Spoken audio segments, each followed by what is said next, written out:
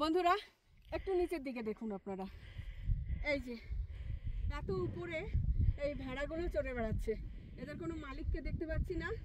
এরা কখন ঘরে ঢুকবে, কখন কোথায় থাকবে কিচ্ছু জানি না, কাউকে এখানে দেখা যাচ্ছে না। এক পাল ভেড়া। আর ও হ্যাঁ, মালিক আছে, আমি দেখতে পাইনি কুয়াশার জন্য। ওই যে একজন লোক, সম্ভবত এই ভেড়ার পালের মালিক ওই যে, কিন্তু এই ভদ্রলোক কোথায় থাকবেন জানি না। আর কি করেই বা এত ঠান্ডায় উনি আছেন এখানে, আশেপাশে নিশ্চয়ই ওনার থাকার জায়গা আছে এরকমই, ওই যেটা আমি দেখিয়েছিলাম তোলপানিতে যে ভেড়া চড়ানোর যে ঘরগুলো, সেরকমই হয়তো কোথাও এখানে আছে, ওখানেই হয়তো থাকবে এই ভেড়ার পাল। শীত পড়লে, আরও শীত পড়লে হয়তো এদের নিয়ে নিচে নেমে চলে যাবে। এটাই দেখালাম আপনাদের, জানি না কাছে গিয়ে দেখাতে পারবো কিনা, হয়তো ততক্ষণে মালিকের সঙ্গে চলে যাবে।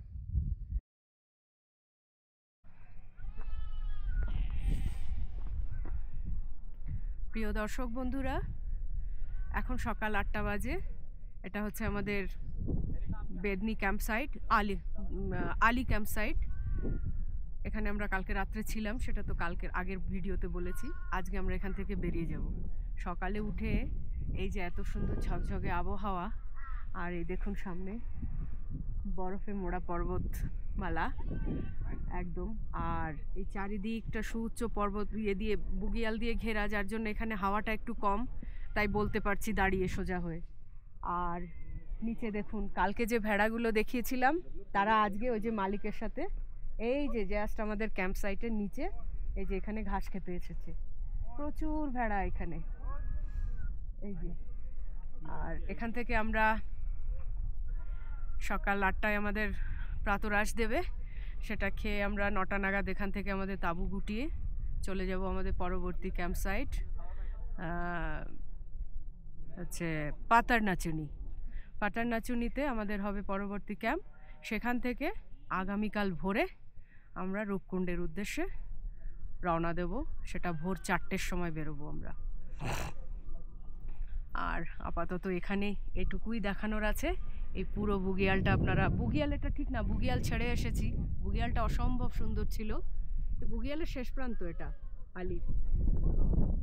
এখানে হচ্ছে যারা আলিবেদনি বুগিয়াল ট্রেক করতে আসে, তাদের এটা সামিট পয়েন্ট, মানে ওরা এখান থেকে আবার নিচে চলে যায় যেখান থেকে আমরা এসেছিলাম সেখানে। এটাও একটা ট্রেকিংয়ের সামিট পয়েন্ট এবং এটা যথেষ্ট উচ্চতা।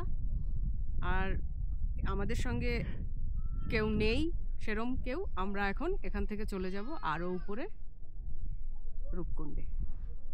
দেখা হবে পরে।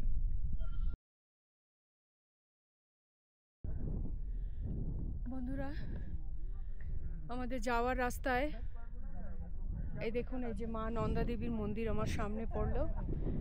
আসা যাওয়ার পথে সবাই এনাকে প্রণাম করেন।